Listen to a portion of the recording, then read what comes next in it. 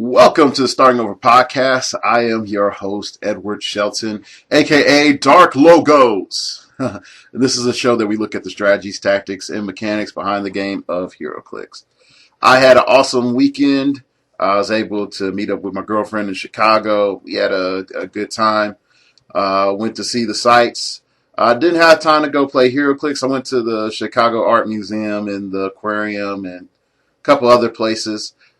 Just a heads up, if you ever have a chance to go to Chicago, hit up Ignat's Mouse on AC Realms. He could tell you, places to go if you want to play some clicks. Also, go to Kuma's Corner. It is a dive. You will come out smelling like grease at the end, but you will have the most hugest hamburgers you have probably eaten in your life. Eat the macaroni or the hamburgers. Do not eat both because your stomach will explode if you try. All right. With that said, I have some brief housekeeping notes. By the time you listen to this, depending on how my internet is doing, based on if Time Warner Cable is going to do a good job, because it's been more than 90 minutes and they promised that they'll have my internet up, pretty much what we're looking at is a awesome game between Push to Regen versus Glass Cabinet Film. Push to Regen versus Glass Cabinet Films and Start Over Podcast in the ultimate 2v2 battle. Cattle battle. Okay, pretty much it's a 1,000-point game. Each player gets 500 points. And as it stands now, I'm not going to lie. Both teams are pretty brutal. Now, when you hear Team 1, you're probably going to be like, ouch. And you'll hear Team 2, and you're going to be like, ouch, I do not want to play that game. But it's fun, but at the other end, it's like hardcore, serious good. So, it's hardcore, serious good. So my team that I'm playing is a team that I thought up from my interactions with George, and that actually shows a little bit more than I care to admit. It is Superman from the 10th anniversary at 131, Eradicator at 135. Then I have full Infinity Gauntlet on Eradicator. Cypher at 38 points, Harvey Dent at 60, Enchantress at 50, Alfred at 42. I only have 2 attackers on my team, but I have a good amount of support just to make sure that we're good on support. Then on Ryan's team, Glass Cabinet Films, he has Magog, 172 points, full utility belt. Sunboy, 79 points. Claw, 60 points. Green Lantern, from New 52, 72 points. Alfred, 55 points. Tony Stark from Chaos War, 41 points. Secret Avengers. Okay? So, yeah, that team is a little bit raw. Just a little bit. We have some plans. I can't divulge our plans, and who knows what will happen between now and then on planning. But we do have plans. So anyway, Glass Cabinet Films and we got together and designed our teams together. Well, actually, I made mine first, and I was talking with Mega Lotus Man, and Mega Lotus Man gave me some really, really good ideas. And so, Mega Lotus Man, shout out to Mega Lotus Man. The next thing was that after we did all that, what I ended up doing is I did some minor tweaking, and then I just sort of settled on what I had. Okay, so when I was helping Ryan build his team, I was just trying to fill in like what we needed, and then trying to get that together and to try to make sure that we had a pretty awesome team. Now, there's some shenanigans with Magog, but that's all I'm going to give away. Next up is the Push to Regions team. Rob is running with Chaos War Crystal, Chaos War Morgan Le Fay, Galactic Guardian Hollywood, Chaos War 203 Captain America, Chaos War Sharon Carter. Okay.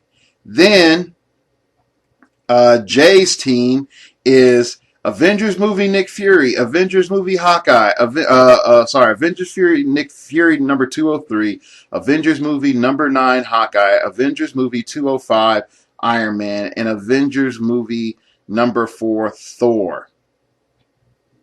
Yeah. Okay, so pretty much like just a breakdown of why this is going to be brutal.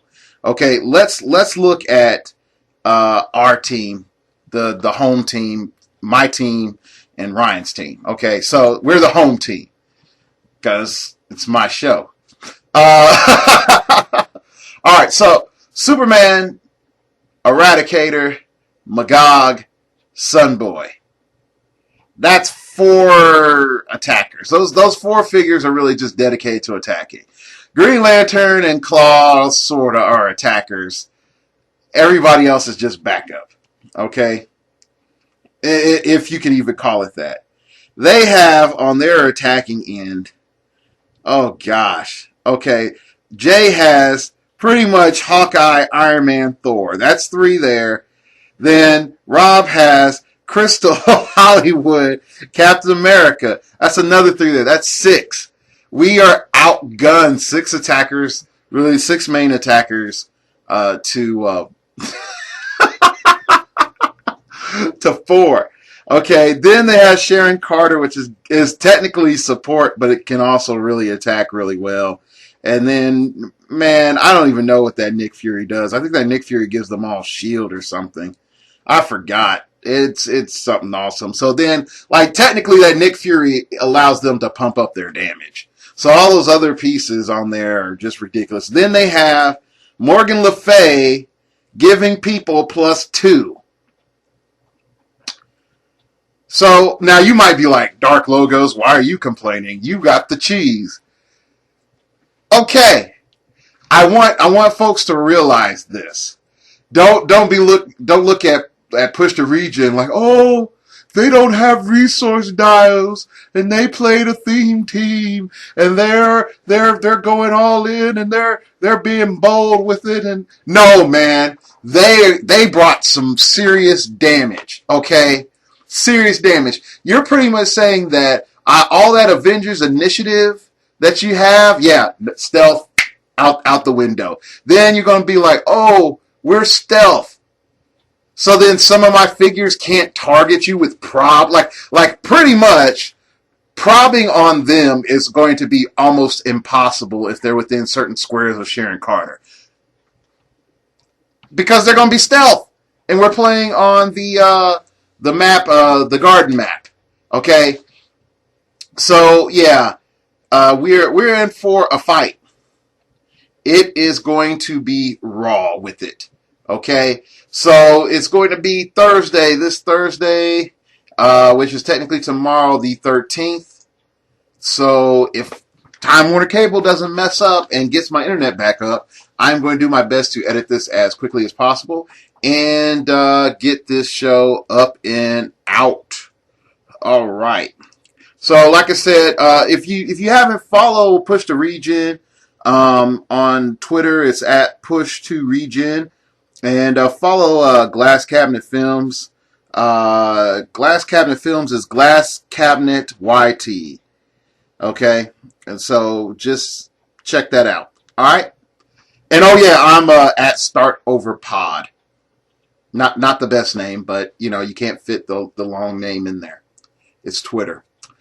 Alright, going on to today's main show. Even though I would like to lament more about why this fight is coming up is going to be brutal. And also they have theme team props. Even though I said no theme teams. So that's okay. We'll let you have theme team props. I'm going to let Cypher copy for our whole team.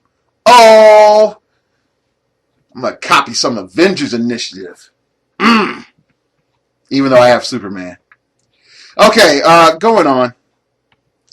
Today's great topic is brought to you by a person that emailed me, emailed the show. And so big up to this cat. He gave me an interesting idea, and that idea is as well again today's show. So big up to Ray Anderson, and what we're going to do, and again, like you might be wondering, like, okay, how does he know all this stuff that's going on? And he says he doesn't have internet. I don't have internet. I am literally doing everything off of my phone. So yay, everything off of my phone. All right, and his email goes pretty much like, he says, hello, I'm new to your podcast, love listening to your take on some fun issues. I recently listened to episode 37 where you were talking about how to capture is making players think about not putting the resource on the alpha click, but on the secondary ones. This makes perfect sense to me, and even more with the bat belt especially. I was playing a game recently in which I put the bat belt on Fast Forces Batman. There were several times in the game where it would have made perfect sense to strategically to use one of the smoke pellets pouches, but at the end, it made more sense to side blast for 4 than the potential map manipulation and +1 damage. Had I put the bat belt on support piece, I could have went for the big hit and controlled the map via the smoke cloud. Seeing as I was playing the Batman family, there was plenty of perplex to still beef up Batman's combat values. So not even that would be a huge loss. This all leads to the question of what is the bell curve to the belt? At what point is a character just too good to effectively use the resources that are available? Now, if one is only going to use the belt for willpower and stat bumps, I get that. My question is, if using the belt for everything it can do, at what point is the figure just too good to want to use it on use one of the attachables? That's a good question, and that's Ray Anderson. Give him a shout out. I mean, I don't put folks' emails out there because, hey, I wouldn't want someone just blasting my private email out there on the public sphere. I have this public one, so everybody can talk to me. My other one's for my family and business stuff. So you don't want to get the hacksaws, okay? I've had that happen. A little hate on Hotmail, but not too much. All right, so let's get into it. What is the bell curve on the utility belt? The bell curve on the utility belt is not necessarily in point ranges, even though some point ranges fare better with the utility belt. Okay? You remember we had like that show a long time ago, like early 20s, where I pretty much said, you put the Infinity Gauntlet on a standard figure in a 1,000-point game, that figure's dead. Like, unless it hides in the back and powers up, summoning the Grand Spirit Bomb, like in Dragon Ball Z, like next episode on Dragon Ball Z, we're still waiting for, Lieutenant Gordon to summon the power of all the gems since Batman got knocked out. Okay, realistically, that's not going to happen. No one's going to let you, most of the time, power up your gem wielder, your gauntlet wielder, to allow them to get through to godhood. Is it possible in 800? Yes. Is it possible in 500? Yes. Yeah, really pretty much 800 and lower, it is a good chance that your gauntlet wielder can reach godhood if you play it right. But once you hit 1,000 points and over, good luck to you. In a 2,000 point game, unless that gauntlet is on Galactus, no, it's not happening. A standard figure is pretty much almost as good as dead. Why is that? Because your opponent has tons of stuff to just focus fire. Pure simple. So, the one thing that I could say from watching the games, go to Glass Cabinet Films, and George Massue played Ryan of Glass Cabinet Films. Let's just say it's a little bloody. That's not an insult to Ryan, but you could definitely sense in a couple of games that was like a little one-sided. Okay, um, what you want to look at is see how George uses the utility belt. I know they're like an hour and a half games each, but I mean, like, you can spread this out. Your learning experience doesn't have to be all crammed in one day. And if it's your Saturday, good for you, man. Go watch our game that we're doing for our 2v2. See how Ryan uses the utility belt. See how I use the Infinity Gauntlet. Okay, but you'll first things you're going to notice is this. In higher point games, if I have the utility belt, I better put it on someone that when they attack, whoever they are attacking is dead. Because past that point, there's no guarantee that it's useful. The next thing is, I probably want to put the charge and flurry. Or sorry, I probably want to look like for a combo for a charge and flurry. So, like, let's take for example, okay, Magog. Magog has charge. Magog can get flurry. So we can double power action and get flurry. Okay? So I have now I have charge and flurry. Alright. Or you could say I need outwit. So this figure doesn't start with outwit. I get outwit. I outwit. I negate your team ability. I outwit. Now I charge you. And I raffle you. I raffle stomp you. Okay? So now that's a whole different set of shenanigans right there. Okay? Because then we're looking at, I have a 12 attack that's now 14, a 4 damage that's now 6. Okay? So that's one thing. Or you can take, for example, Fast Force the Superman at 150 points. Yeah, I'm ripping off George just a tad. Fast Force the Superman at 150 points. Is he too good to have the utility belt? No. But at 1,000-point game, it's probably best that you upgrade to the 200 points and also play the Infinity Gauntlet. Because you're going to need more than one attack to determine the game. Okay? So here's the scale, and this might seem like, well, this is a short explanation, and I'm going to go into it a little bit more. If you look at your bell curve of the effectiveness of the utility belt, and when is a figure too good or too bad to have it, what you have to look at is, can your fight be determined in that first alpha strike? Okay? If your fight can be determined in that first charge flurry, that first outwit, hit you for 7 damage, whatever it may be, running shot, pulse wave for whatever. If the fight is determined then that you pretty much do a haymaker and then they're knocked the heck out, there you go. Then you've hit that point. You're hitting a point where the utility belt is effective. Because from that point on, it's a bit of rope-a-dope. It's like, okay, I'm bouncing up against the ropes. All right, I'm going to let you punch on me again a little bit. Ooh, I took some hits. I took some clicks. Okay, all right. I'm back at +1 stats. So I'm pretty much what I was 1 click earlier. Okay. That's pretty much what it is. And when you get your +2 stats, then you're actually getting, maybe 2 clicks earlier. But you also have to look at is, if you fail your alpha strike, are you in trouble? Are you in trouble? And I know a whole lot of people are like, well, if you always miss your alpha strike, you're always in trouble. Not necessarily. Not necessarily. There are many times where you can miss your alpha strike, be in fine position, your opponent still can't get you, and you're just sort of stuck. Your opponent's just still sort of stuck.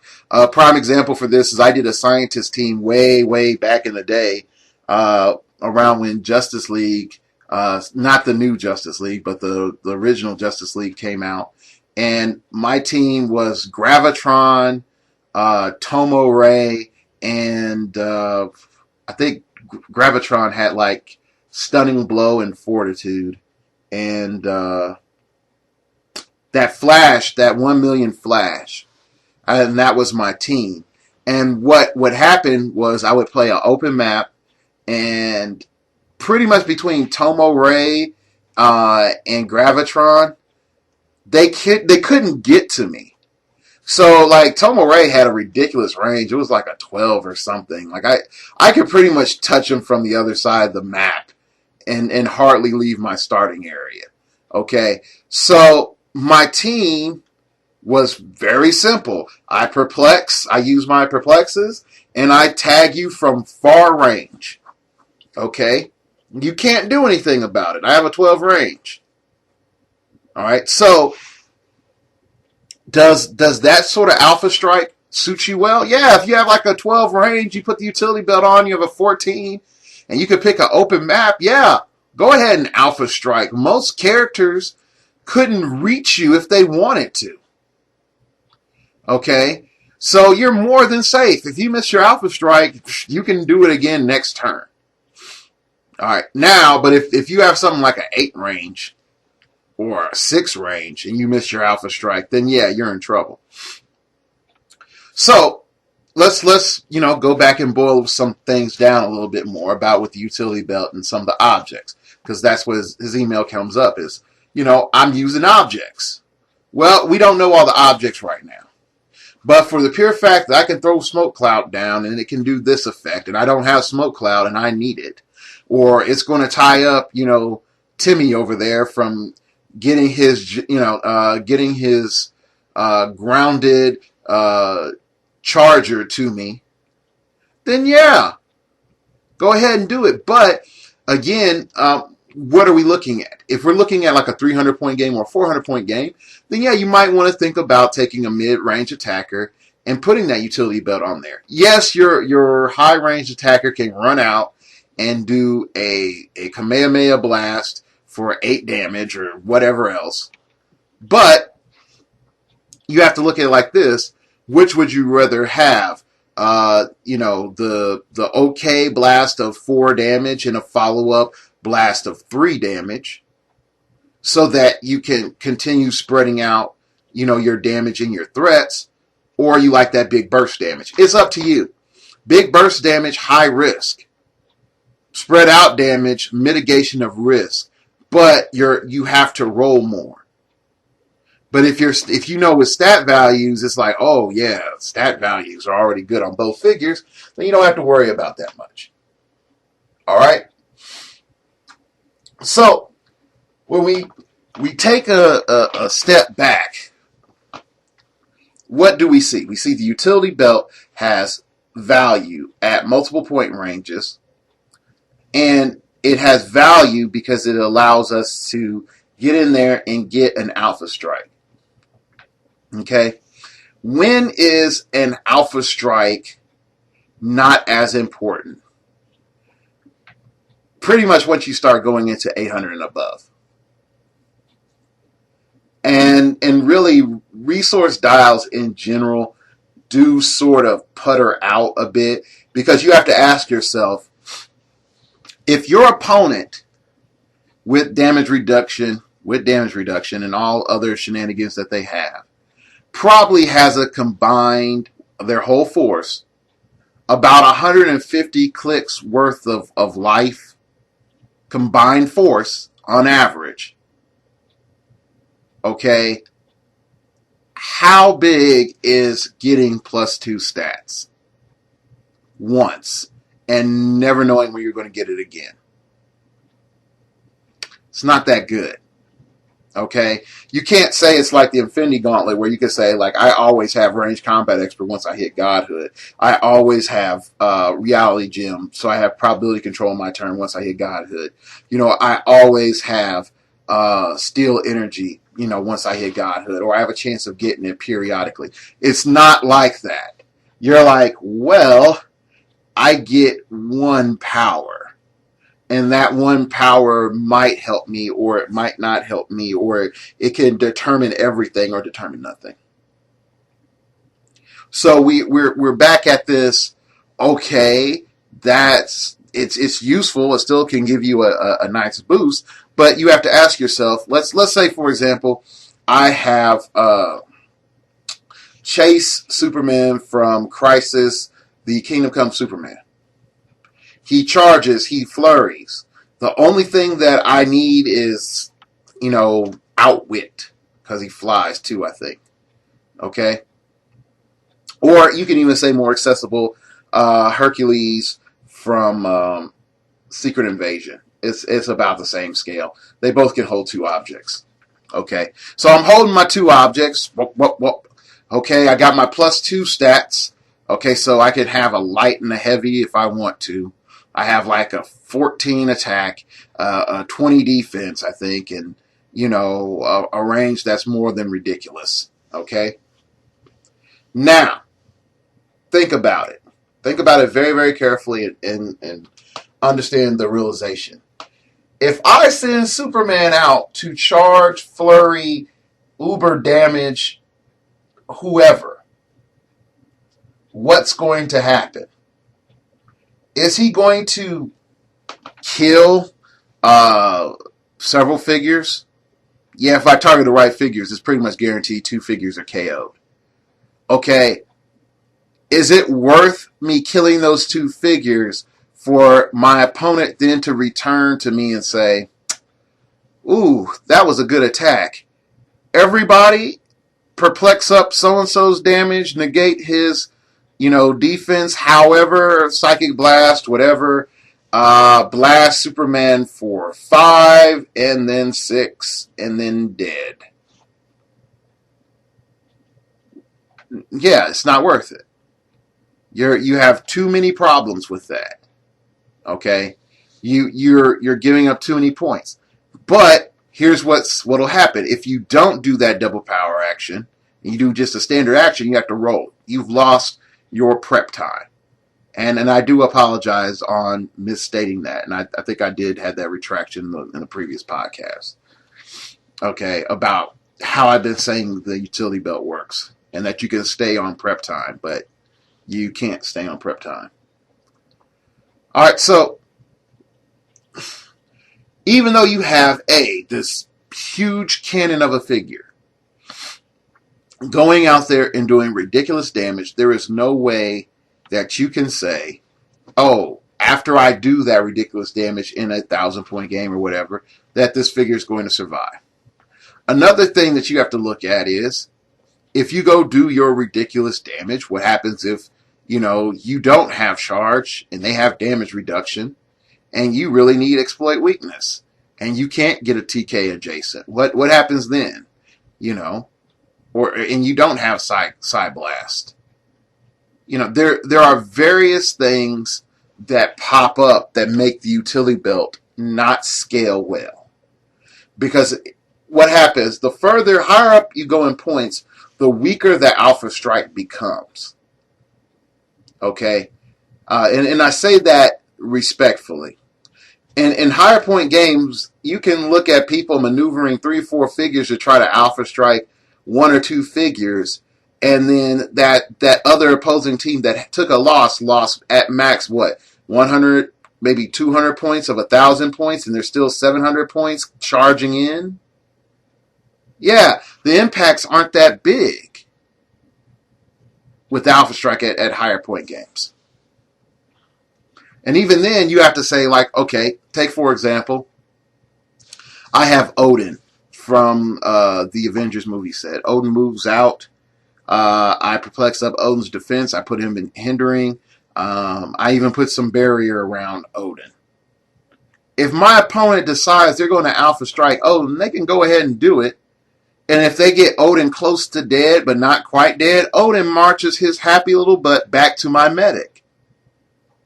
So it might be 3 or 4 turns before Odin comes back out, but guess what? You've expended how much energy in your first turn to try to kill Odin and fail? Okay? So the bat belt doesn't come out really strong if you can't kill something. You have to get a guaranteed kill. Without a guaranteed kill, you're in a very difficult position. Okay. So, if we look at figures that really benefit from the utility belt, overall, it's really melee figures. If you want to break it down, range figures really benefit from the from the Infinity Gauntlet, because the Infinity Gauntlet allows you to stall, and you want to be as far back as possible, so that when you're on your top click, you are just the awesomes. Okay, but the big problem with the bigger problem with the Infinity Gauntlet is time, and range allows you to stall.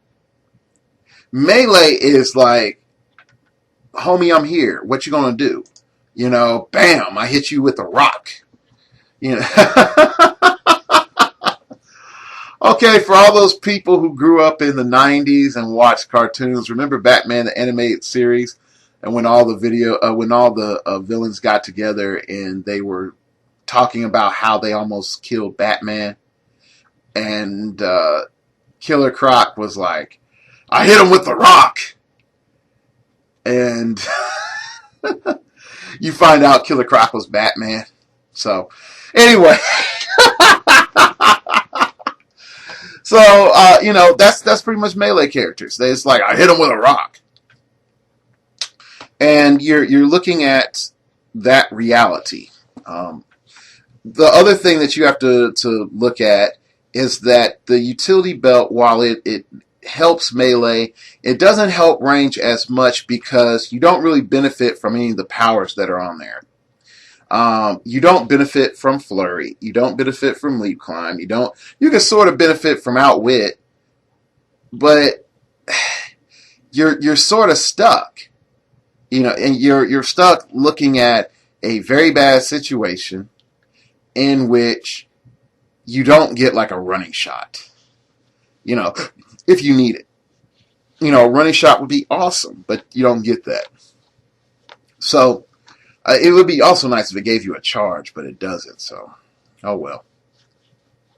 So I want you to keep that in the back of your mind of what does the utility belt do overall. Now, there are some figures that I would say you never, ever, ever put the utility belt on. And I think this is somewhat where Ryan was getting to, where it's like, is it too good or too bad? It's a little mix of both. And I would say any of the Galactic Guardian Colossals. Now, you can put them on like Frost Giant. Onslaught needs the Infinity Gauntlet.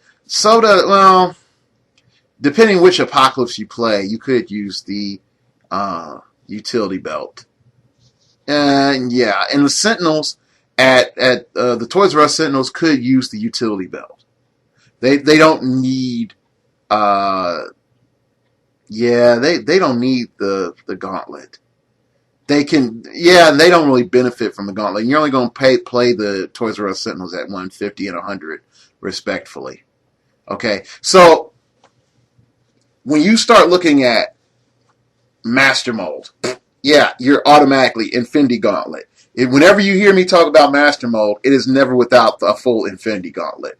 Why is that? He does not have outwit protection. Okay. You look at Dormammu, same thing, full Infinity Gauntlet, if you're going to put something on him. Yes, you could put the utility belt on him, but then all that's going to happen is he's going to running shot out with 250 points. He's going to running shot out, have a 13 attack and 6 damage, Psychic Blast. And that'll kill some figures, but it won't kill enough figures. You have too many figures that are 7 and 8 clicks. That'll just be like, oh, I'm almost dead. Back to the medic. Alfred, heal me from 4 squares away. So no, I'd rather just build up my little gauntlet, let them, eat away at my mystic damage. And I can heal up too, because I'm going to have, Donald Blake or whoever else there, an Enchantress. And then when it's time to Kamehameha him, with range combat expert or whatever else I need, I'll just blast them. Okay? So we look at those figures, it's like it's a completely different scale. Galactus. Oh my gosh, never put a utility. If you put a utility belt on Galactus, it could be interesting. But is the utility belt maximized on Galactus? No. There is only one thing. Now bear with me, please. Please bear with me, because what I am about to say is going to frustrate and piss a lot of people off. Okay? There is only one power on the utility belt and one dial on the utility belt that makes Galactus wet other people's pants. And that is the Heroclix. Now, here is why. Because you can multi-attack. The first thing you do is move up. Okay, now you've moved up to wherever you need to be. Now you're in those squares. Then you flurry. So Galactus does like 7 base damage, then it goes down to 6. So it's 6 and then 6. Now if Galactus is next to another... Oh, his base damage is 7 plus 2 is 9. Back down to 8. So it's 8 and 8. Sorry. So Galactus is now in a position where he can actually, fully benefit from his movement and just get up there and do what he needs to do. Okay? The problem comes in is after he does that, what's next? If Galactus has, let's say we roll and Galactus gets on +1 stats. Yeah, let's say he gets on +1 stats. What do you do? Let's be honest. What do you really do? You can choose to I attack Galactus. Now Galactus loses his penalty for multi-attack. Plus he's like a 21 or 22 defense. I don't know off the top of my head. So that's a problem as well. And, not including all the other shenanigans that you can do with Galactus, such as Gravity Feed Doctor Strange, giving him energy shield deflection. So, yeah, there is a moment where you can say, all right, I did a great opening, but let's say in a 1,000-point game, in a 2,000-point game against Galactus, really ask yourself, was that multi-attack flurry really worth it? And you're most likely going to say no. You're going to say no, and you're going to say, I could have done better. Okay? Yeah, you're most likely going to say, I could have done better. And that puts you in a bind. Because you could say also, it's pretty much guaranteed that Galactus at a minimum is going to get +1. And you're talking about near the end of his dial, that end of one of his dials or any of his dials, he gets a +1 from the gauntlet, Infinity Gauntlet, then yeah, he's still a monster. And he's still like a 21 defense. So how are we weighing it? Where are these figures, coming in at? Now, some of the vehicles, and I think I brought this up before with the Think Big, some of the vehicles are weird. Like, okay, let's take the Invisible Jet, for example. The Invisible Jet with +2 stats that could be awesome. But you're only paying like 109 points in piloted mode. Let's see, the utility belt on the Gotham PD Cruiser, yeah, that can be interesting if you have Gordon with you, because then he can move as a free movement and run somebody over and then take a shot. So yeah, that can be cool. But the whole idea of having the utility belt just to get like a +2, it's a lot easier to manipulate, because with Gordon you can get these men in position and it allows you to be in a nice point where you can just take your shot. So those are some things for you to consider. I know that, some people really might say, like, oh, this is Dark Logo sitting back and rambling and talking, aimlessly about the utility belt.